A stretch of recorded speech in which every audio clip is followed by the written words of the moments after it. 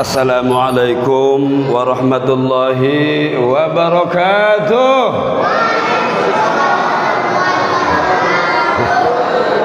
Masih semangat, Pak? Awas tuh, janji sama Allah tuh. Ya, alhamdulillah malam hari ini adalah malam ke-17.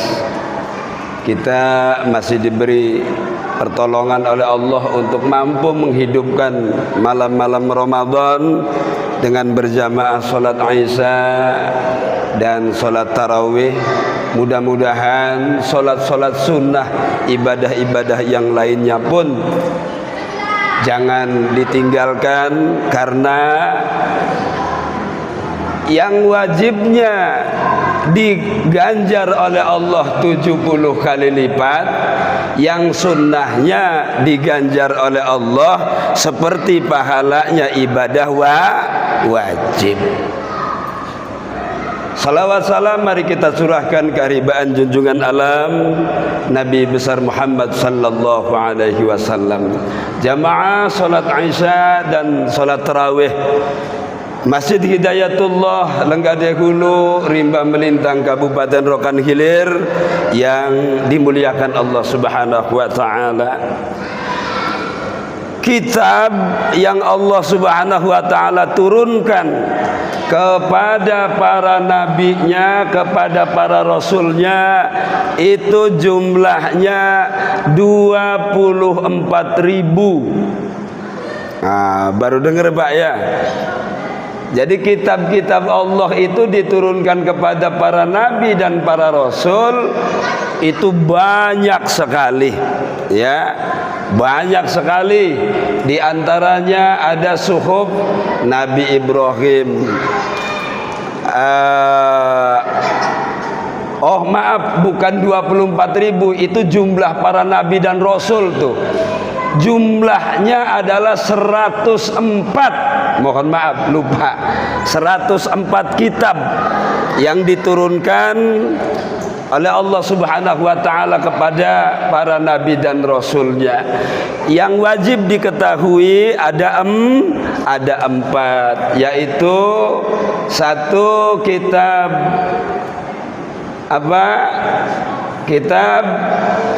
Kitab Zabur diturunkan kepada Nabi Daud. Kitab Taurat diturunkan kepada Nabi Musa. Kitab Injil diturunkan kepada Nabi Isa. Kitab Al-Quran diturunkan kepada Nabi Muhammad sallallahu alaihi wasallam. Di antara 25 rasul yang Allah utus ke dunia ini, mereka semua mempunyai mukjizat, punya kelebihan yang tidak Allah berikan kepada manusia biasa. Itu namanya mukjizat, kelebihan-kelebihan, keistimewaan yang Allah berikan kepada para nabi dan rasul. Dari 25 rasul yang Allah Subhanahu wa taala utus, kira-kira mukjizat siapa yang paling hebat? Ayo jawab.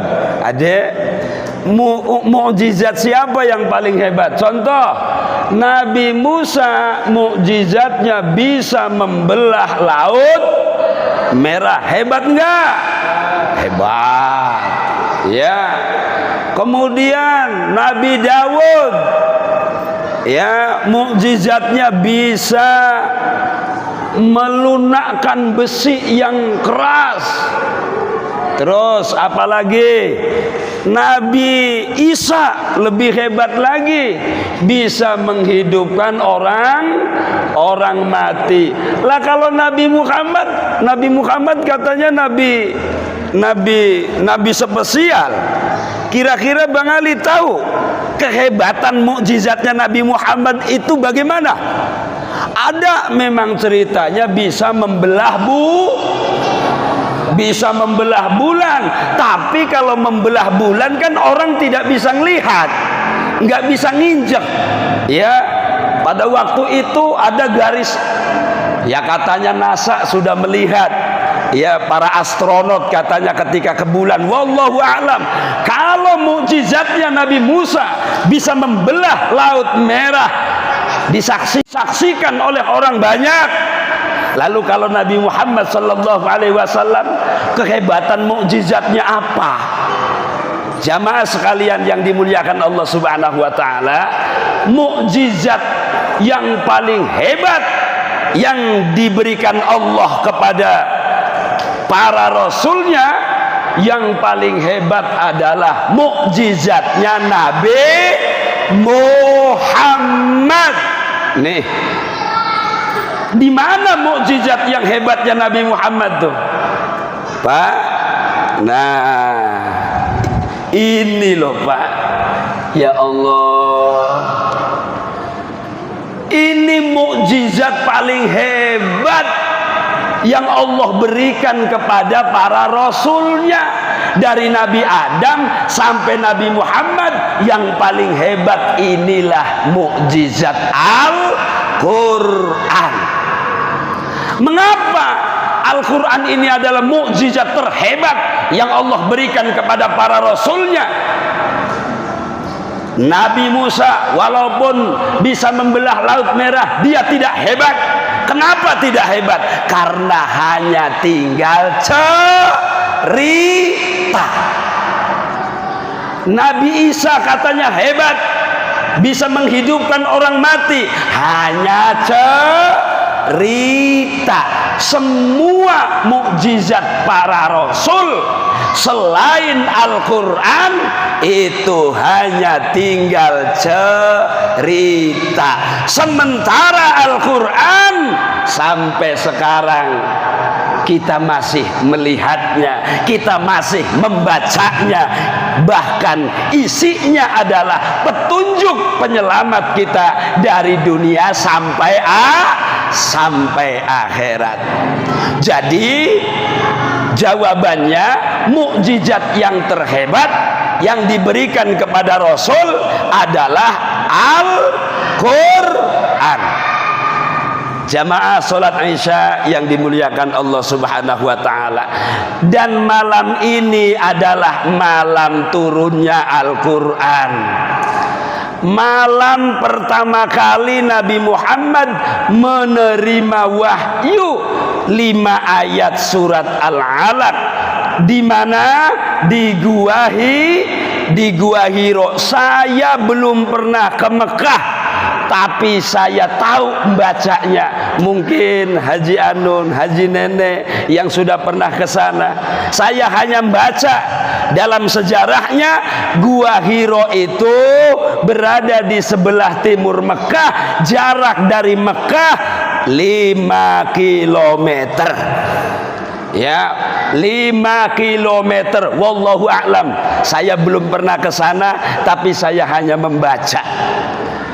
Jamaah sekalian yang dimuliakan Allah Subhanahu wa ta'ala, lalu bagaimana pertama kali Nabi Muhammad menerima wahyu dari Allah Subhanahu wa ta'ala? Pertanyaannya dalam surat Al-Qadar, inna anzalnahu fi lailatul qadar. Al-Quran itu diturunkan sebenarnya tanggal 17 atau kapan? Semua ketika kita sekolah tahu sejarah Al-Quran diturunkan pertama kali tanggal 17 Ramadan.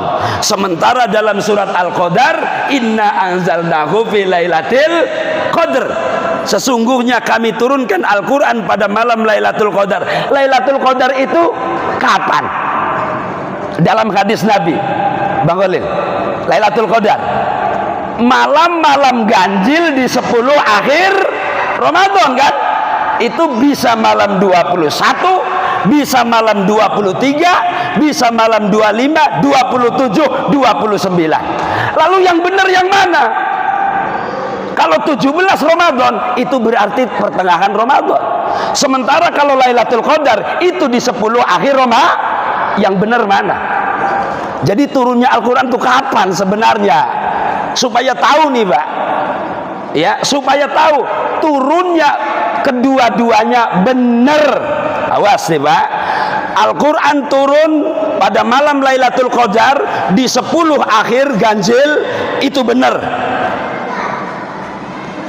Al-Quran pertama kali diterima Nabi tanggal 17 Ramadan, itu juga benar. Lalu di mana alasannya? Kalau itu benar semua, jamaah sekalian yang dimuliakan Allah, Al-Quran itu disimpan oleh Allah Subhanahu wa Ta'ala di Lauh Mahfud, di papan yang terjaga.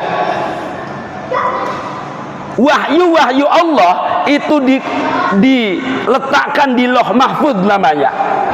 Kemudian secara gelondongan, Al-Quran yang ada di Lauh Mahfud itu gelondongan diturunkan oleh Allah Subhanahu wa Ta'ala ke sebuah tempat di langit dunia yang namanya Baitul Izzah. Gelondongan dari Lauh Mahfud diturunkan ke Baitul Izzah itu pada Lailatul Qadar. Betul.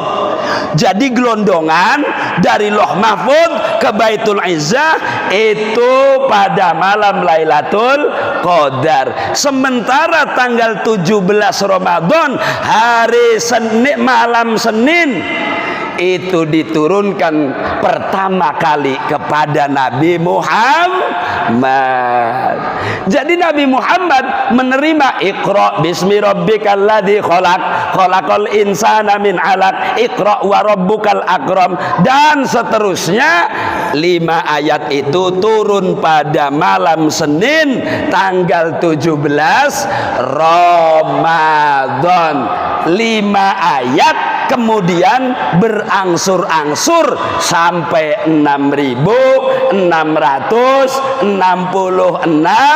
ayat selama 23 tahun, sampai umur Nabi Muhammad sallallahu alaihi wasallam umur 63. Dari pertama kali menerima wahyu umur 40 tahun. Kalau kata Ustadz Tomiri katanya biar agak lama, tapi sayanya yang gak betah jadinya. Karena mungkin diniati nuzulul Quran. Pengen Pak saya ceritakan, kalau saya terima, saya harusnya malam ini ceramah di Masjid Al-Waris, Jalan Pulau Baru. Tapi saya pengen sedikit ngisi di Hidayatullah, kemudian juga agak capek. Itulah jamaah sekalian, ingin saya ceritakan sejarahnya, apa yang Rasulullah alami, lalu bagaimana setelah menerima, pulang ke rumah, minta diselimuti oleh Siti Khadijah, kemudian datang lagi malaikat Jibril, ya wahai orang yang berselimut, kan begitu dibilang oleh Nabi Muhammad, Khadijah, itu orangnya datang lagi, itu orangnya datang lagi. Untuk membuktikan, malaikat Jibril datang yang keduanya setelah pertama di Gua Hiro. Nabi Muhammad dengan gemeter, panas dingin, pulang ke rumah sepanjang 5 km, balik ke rumah, turun dari Jabal Nur, turun langsung sampai ke rumahnya, minta diselimuti, panas dingin. Setelah diselimuti, datang lagi malaikat Jibril. Takut belum hilang, gemeter belum hilang, Jibril datang lagi. Itu Khadijah, itu orangnya datang lagi, itu orangnya datang lagi. Mana? Siti Khadijah tidak nampak, tetapi Siti Khadijah sudah tahu kalau itu adalah malaikat. Dan kalau dalam bahasa Ibrani namanya namus, ya, kalau dalam bahasa Al-Quran namanya Jibril. Kalau betul itu adalah malaikat Jibril, dia tidak akan mau melihat aurat perempuan. Akhirnya untuk ngetes malaikat Jibril itu datang atau tidak, dia tidak melihat. Yang nampak Nabi Muhammad, dibukanya lah roknya Siti Khadijah.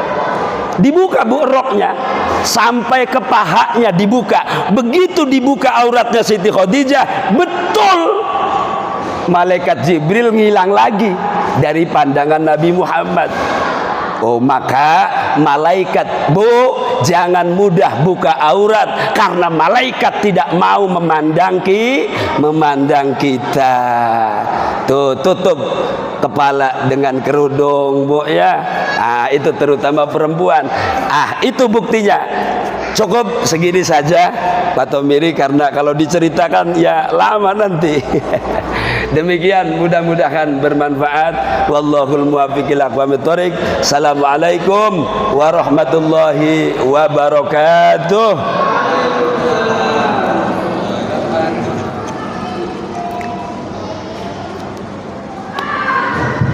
Demikian tausiah agama pada malam ini. Insyaallah kita implementasikan hidup kita sehari-hari. Jadi yang membuat kita semua. Untuk informasi Pak pada malam ini berkumpul sebesar Rp164.000. Mari sama-sama kita doakan bagi yang menginfakkan diberikan rezekinya, dijabahkan doanya di pada bulan Ramadan ini, dan insyaallah apa yang diniatkan untuk almarhum maupun almarhumah diberikan rahmat kubur. Amin ya rabbal alamin. Wabillahi taufiq wal hidayah. Assalamualaikum warahmatullahi wabarakatuh.